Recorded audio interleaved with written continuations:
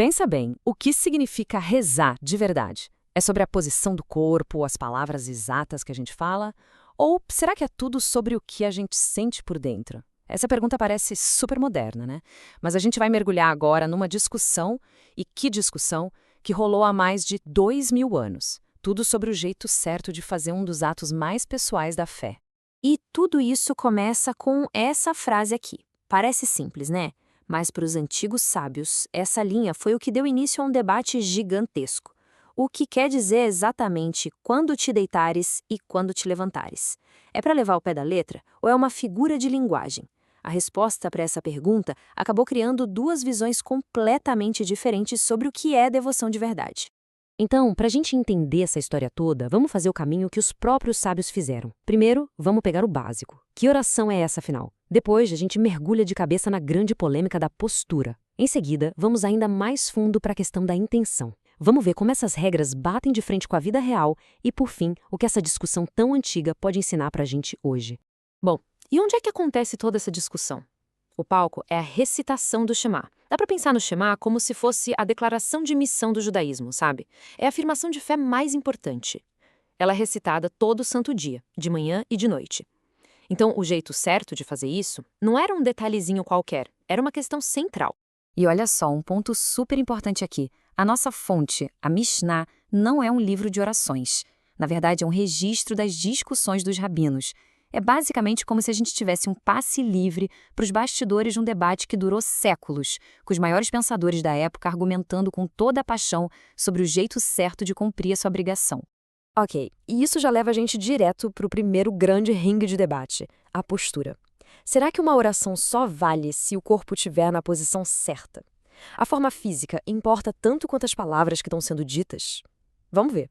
E aqui a gente tem o retrato perfeito das duas principais escolas de pensamento da época. De um lado, o Beit Shammai, que pegou aquele versículo quando te deitares e quando te levantares e levou ao pé da letra. Para eles, à noite tem que rezar reclinado e de manhã, de pé. Ponto. Já do outro lado, Beit Hillel argumentava que o versículo fala da hora do dia, a hora em que as pessoas normalmente se deitam ou levantam, e que a postura de cada um não importa. Cada um podia recitar à sua maneira. E é exatamente aqui que a teoria dá de cara com a realidade. E a realidade é dura. O Rabi Tarfon conta uma história pessoal dele que é chocante. Ele decidiu seguir a regra literal de Beit Shammai e se deitou na beira da estrada para orar. O resultado, ele quase foi atacado por bandidos. É um lembrete bem forte de que regras muito rígidas podem ter consequências perigosas no mundo real. E a resposta dos outros sábios? Olha, é de cair o queixo. Em vez de se solidarizarem, eles dão uma bronca nele. A mensagem é dura, mas bem clara. Você mesmo causou isso por ignorar a visão mais sensata de Beit Hillel. O veredito aqui é que a lei tem que se adaptar à vida, e não o contrário. Segurança e bom senso acabam vencendo o literalismo cego.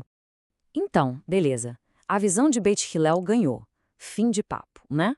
Que nada. A Mishnah leva a gente para um nível ainda mais profundo. Agora que a questão do corpo está resolvida, vem uma nova pergunta, talvez até mais importante. E o que se passa dentro da mente? Essa discussão toda abre uma porta para uma pergunta ainda mais funda. Se a postura física exata não é o mais importante, então o que é? Será que só falar as palavras da boca para fora já é o suficiente para cumprir uma obrigação espiritual? E é aí que entra um conceito-chave na Mishnah, Kavaná, que significa literalmente direcionar o coração. A ideia não é só recitar, mas ter a intenção, o foco, a consciência do que se está fazendo. É o que conecta o que a gente faz por fora com o que a gente sente por dentro. E a regra que os sábios criaram para isso é, uau, revolucionária. Imagina a cena, alguém está estudando a Torá e no meio do estudo lê os versículos do Shema bem na hora que deveria recitá-los como oração. Precisa parar tudo e fazer de novo? A Mishnah diz, não precisa. Se a pessoa teve kavaná, ou seja, a intenção de cumprir a obrigação, já valeu. A intenção, nesse caso, pesou mais do que o ato ritual em si. Ok, agora que a gente já entendeu a importância da postura e, principalmente, da intenção, vamos ver como a Mishnah lida com a bagunça da vida real. O texto é super pé no chão. Ele sabe que a vida acontece e nem sempre dá para ter aquele foco total. Trabalhadores em situações de perigo, tipo em cima de uma árvore, estão isentos porque não dá para se concentrar. Uma pessoa de luto profundo antes do enterro também por causa da dor. E até um noivo na noite de núpcias é dispensado porque se reconhece a importância daquele momento. Mas aí vem a história fantástica de Rabban Gamiliel. Na noite de núpcias dele, a lei o isentava da oração. Mas ele fez mesmo assim. Os alunos dele ficaram sem entender nada, mas a resposta dele mostra um outro nível de compromisso. Para ele, a conexão era tão pessoal e a intenção era tão forte que ia além da própria regra. Quer dizer, a lei até dava uma folga para ele, mas a devoção dele era tão grande que ele foi além do mínimo. Bom, e aí? Depois de 2000 anos, o que a gente tira disso tudo? O debate não acaba com um vencedor óbvio, mas com uma ideia muito poderosa sobre o equilíbrio delicado entre a forma que a gente vê por fora e o sentimento que a gente tem por dentro. No fim das contas, essa conversa super antiga está falando de uma tensão que existe em tudo na nossa vida. De um lado, a gente tem a estrutura, o ritual, a forma.